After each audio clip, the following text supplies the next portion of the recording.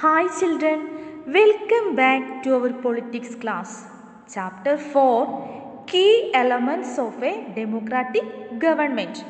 Now we are going to learn need to resolve conflicts. What are conflicts? Conflicts are fights or arguments.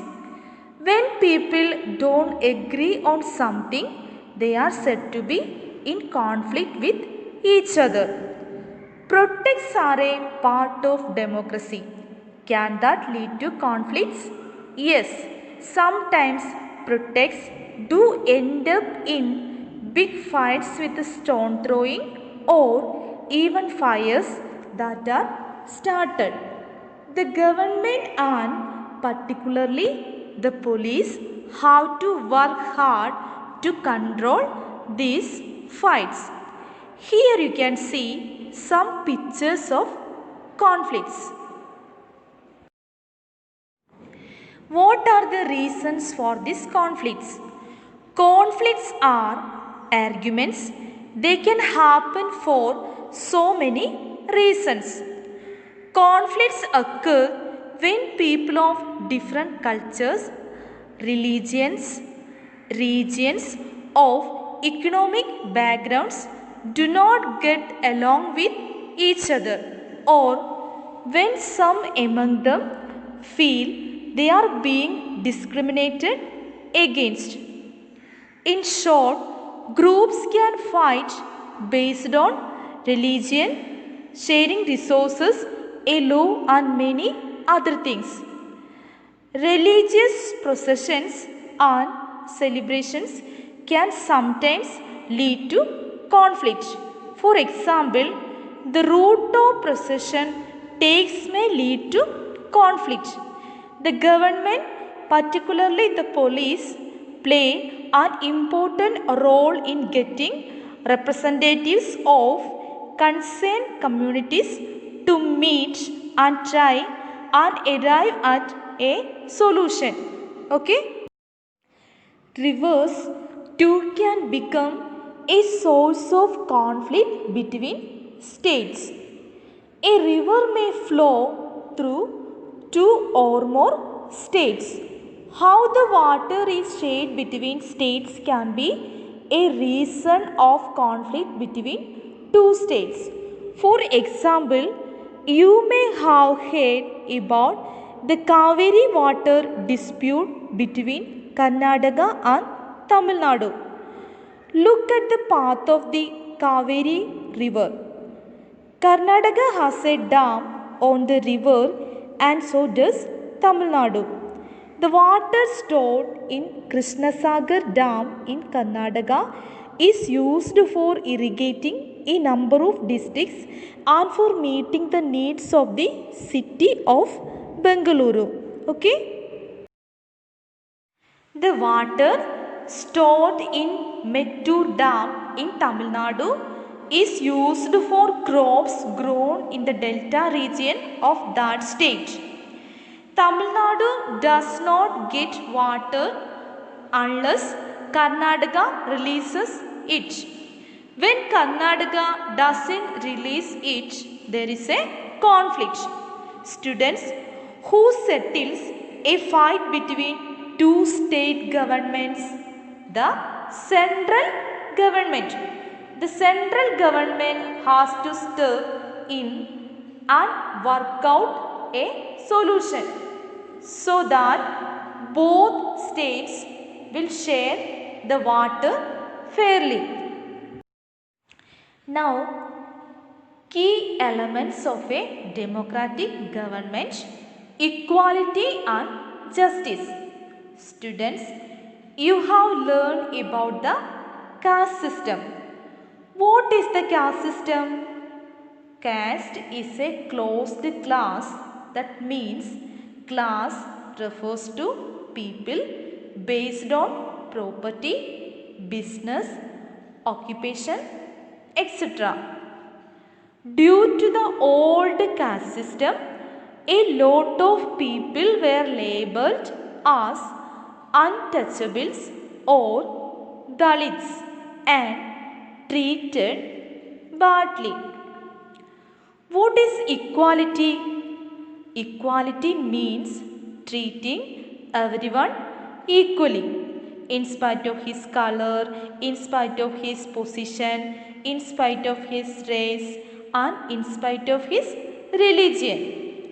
And justice means every citizen is equal in the eyes of the law. In a democracy, it is important that everyone gets treated fairly, which is equality and justice. So, something has to be done for these people to reverse the wrong. For that, all people must be considered equal. No one is allowed to treat Dalits badly anymore. If anyone does, they can be punished by the law. Dalits are also given special admission to college and in jobs. This is called reservation. Reservations are for the weak. They are supposed to help them get stronger like other people. The earlier practice of untouchability is now banned by law. Students, do you treat the boys and girls in your family equally? Yes, but that was not the case in the earlier. In many families, everyone cares for the boy child and ignores the girl child. So, the government tries to have lesser fees for girls so that the families will let them attend school and college. The government hopes that with this families will stop treating girls as a burden. Let us recap the session. In today's class, first we have learned need to resolve conflict. Government is a constitutional body that maintains law and order. It consists of representatives of all classes from all parts of the country. Problems or conflicts arise in states between two or more states and sometimes between two nations. The government represents the country and also the head of the constitutional system. So, it can resolve conflicts in the interest of the people at large. Okay? Then, equality and justice. One of the key ideas of a democratic government is its commitment to equality and justice. Equality and justice are inseparable. The government ensures that the constitutional provisions are implied in the country. It makes laws and enforces them to abolish all sorts of discriminations. It makes provisions to provide equal facilities to all classes of people, promotion of education among girls and economically backwards. These are some of the actions that the government takes to ensure equality among people. Justice means the act of being just and or fair. Then, what are the key ideas of a democratic government?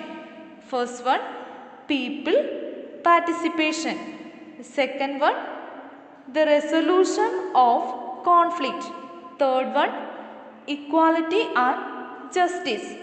Fourth one, opportunities for equal education to all. And fifth one, equal status to all religions. Okay, so the fourth chapter is over. Thank you children. Have a nice day.